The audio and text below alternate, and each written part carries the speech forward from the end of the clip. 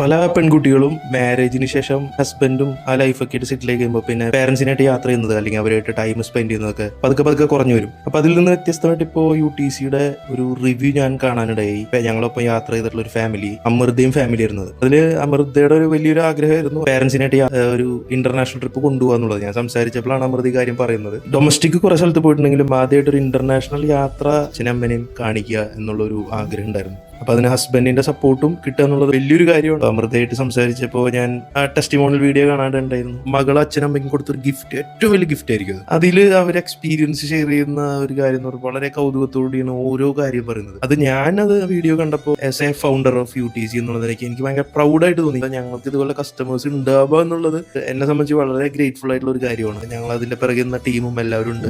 അമൃതയെ പോലുള്ള ഒരു മകള് ശരിക്കും മാതൃകയാണ്. അതുപോലെ നമ്മളെ അച്ഛനും അമ്മയ്ക്കും ഒക്കെ ഒരുപാട് സ്ഥലങ്ങൾ കാണാനൊക്കെ വളരെ ആഗ്രഹം ഉണ്ടാവും. നമ്മളെ ലോകം കാണിച്ച ആളുകളാണ് അവരൊരിക്കലും മറക്കാൻ പാടില്ല. വലിയ യാത്രകൾ നടത്തിയില്ലെങ്കിലും എവിടെയെങ്കിലും യാത്രകൾ നടത്തി ടൈം സ്പെൻഡ് ചെയ്യുക എന്നുള്ളത് വളരെ ഇമ്പോർട്ടന്റ് ആയിട്ടുള്ള ഒരു കാര്യമാണ്. അതാണ് ഒരു മക്കളുടെ യഥാർത്ഥ കടമ.